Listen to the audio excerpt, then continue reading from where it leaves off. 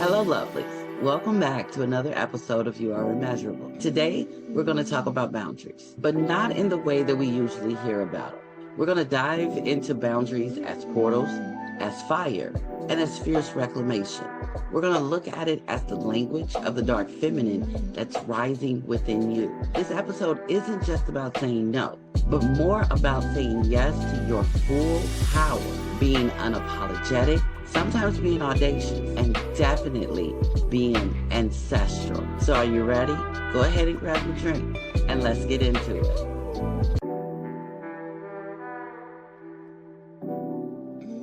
Hello, lovelies. Welcome back to season 4 of the You Are Immeasurable podcast. I'm Tonesha Hyde, your host, your divine business alchemist, energy healer, your sacred mirror and confidence agitator, and sometimes I'm even gonna be your warrior mystic for this journey back to the most unapologetic version of yourself. For this season, we're coming with a whole new frequency.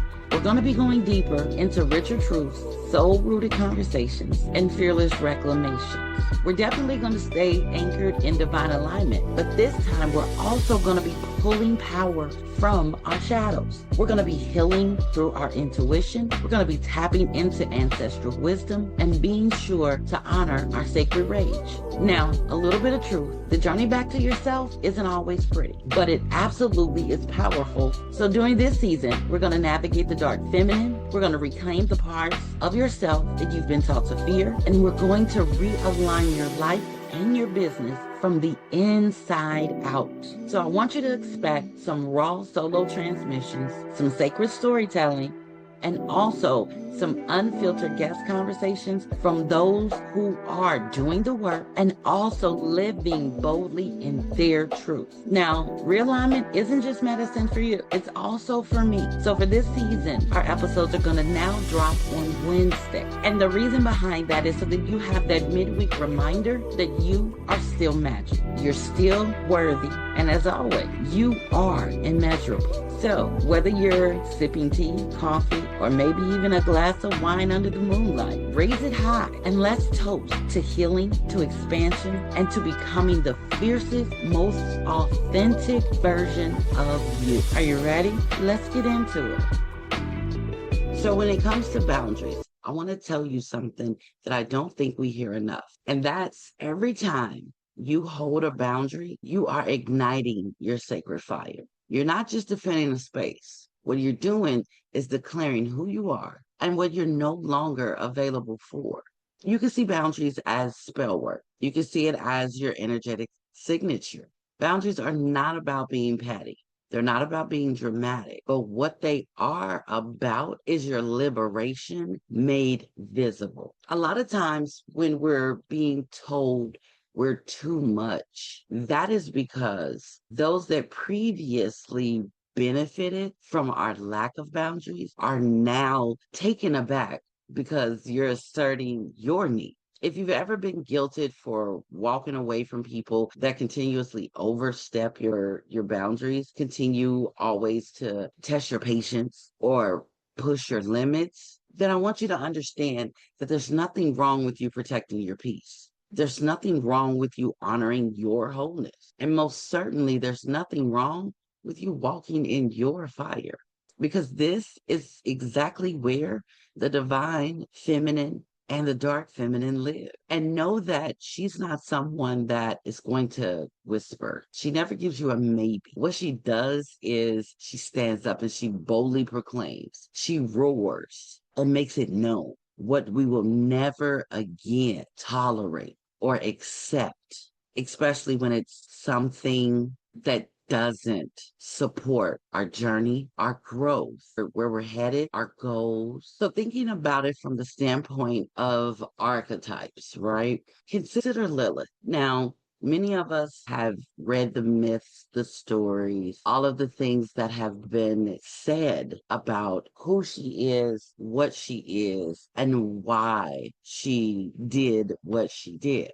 But I want you to look at it from the standpoint of when she was created to be Adam's equal. She wasn't created to be less than him. She wasn't created to be subservient to him. And I think that a lot of times that's where the story gets a little murky and a little iffy, right? Because a lot of times it's portrayed from the standpoint of she was told that even though she was created to be equal, she was expected to take a lower stand or a lower position. And from my standpoint, I feel like it would have been better or worked out differently, perhaps, if she was given an option and a choice. Because for a lot of us, when you tell us what we have to do and it doesn't sit well with our spirit or our soul, we're absolutely going to buck against it. And see, the story of Lilith was or is about her refusing to, yes, submit. But again, for many of us, if we're given an option and if we're given a choice, depending on what we're presented with, we may choose to be submissive or take that stance, but you got to give us a choice. And she wasn't given one. And so she said no, absolutely not. And so I want you to know that she wasn't expelled for being evil. She was expelled from the garden because she said no. And she said no because she refused to shrink. She refused to silence her sovereignty and her power that she was created with. And similarly, when you think of Medusa, you realize that she was demonized for the power that she was given. She was seen as monstrous because she had the power to turn predators to stone, those that sought to do her harm. And to me, that's not a curse. To me, I see that as divine protection. But the stories of these feminine archetypes have been misconstrued in many ways. They've been used to put women in a position of expectation of being docile, being floor mats and step stools and things of that nature. And many of us, we just ain't with that. Because when you connect with, when you tap into, and when you accept the dark feminine energy within you, you no longer ask for permission. You remember the power that you were born with. You remember that fire that is always burning within you. You remember the ancestors in your line that weren't allowed to say no. You remember the generations that came before you that had to hold their tongues in order to survive. And now that she's rising in you, she's wanting to break those patterns. She's wanting to burn all the bullshit that those that came before you had to deal with. So for every boundary that you hold, you are becoming a mirror to those systems that need to fall, those expectations that are ridiculous. And you become a sanctuary for the parts of you that are learning, that are growing, and that are finding the strength and the footing to rise. Now, as that fire rises, keep in mind that it does not burn recklessly. What that sacred fire does is it refines. It burns away all of the things that don't belong. And it also lights your path for where you're going, for you to see your way forward. You can even think of your boundaries as your fire line, separating the crap from the gold, separating the impurities from what is pure.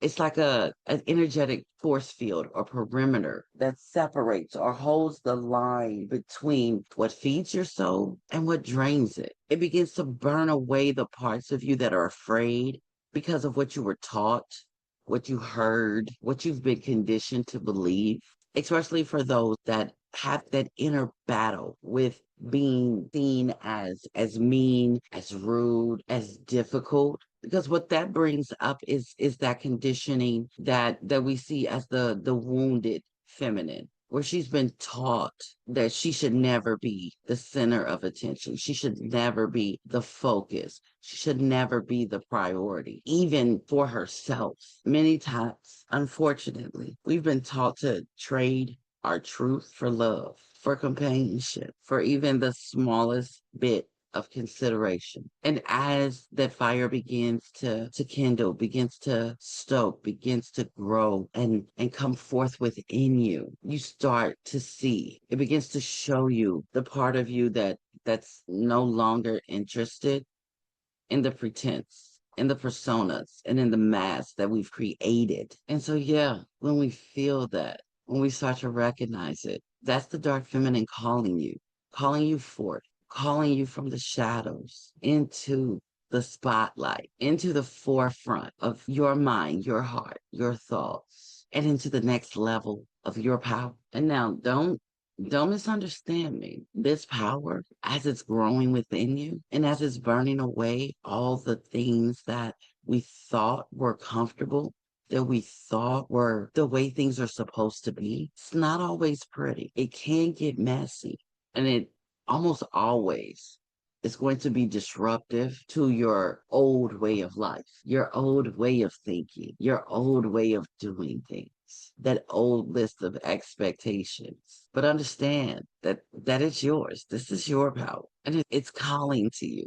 It's calling to you and it's letting you know, hey, this is yours and it's time to claim it. So I want to go back and I want to remind you that every time you hold that boundary, it's not just about protecting yourself. What that is and what's happening is you're activating the ancestral memory of women in your line that couldn't protect themselves, that couldn't speak up, that couldn't say no, that couldn't walk away. And those that were burned, persecuted, beaten, all sorts of horrible, horrible acts of violence were done to them for doing what you're doing now. And this is your moment. This is your moment to stand up for yourself and to proclaim, I choose me. I choose my hope. I choose my peace. I choose my truth. And if those words stir up something within you, let that be your devotional or your mantra for this week. I want to also encourage you that if you know of anyone else that needs to hear this, then share it. If you've been feeling these things stir within you, leave me a review and a comment. Let me know. I'd love to hear that. Also, if this episode is speaking to you and you know that it's time for you to go deeper, it's time for you to go into the shadows, into the reclamation, and into those sacred systems that you know that you need to support you as you rise, then come find me. All the ways to connect with me are listed in the show notes. And I want you to remember that regardless of who told you that you were too much, understand that you are more than enough. And you are only too much for those who do not have the ability to hold you, honor you, protect you, and support you in the way that you should be. Your fire is casting a light on their fears, and your flame is what they prayed you'd never light or find. So keep on, keep burning, keep shining, keep uncovering, and keep on embodying. Until next time, cheers to your transformation. Thank you for joining me for another episode of the You Are Immeasurable podcast. My prayer is that something in today's conversation sparked a remembering or a shift and maybe a softening in your soul. If you love this episode, please share it with someone who also needs this medicine, and make sure you're following the show so that you never miss a new activation. Also, come connect with me on Instagram, Facebook, or even TikTok. My handle on all social media platforms is @Agitator Hyde. Also, I want you to know that my DMs are always open if you want to go deeper, if you have questions, or you just want to share what listening to the podcast has unfolded for you. Beyond anything, I want you to remember that your power, your path, and your purpose are already within you. You are not broken. You're blossoming. You are becoming, and you are immeasurable. So until next time, be well, stay bold, and always stay true to the divine within you.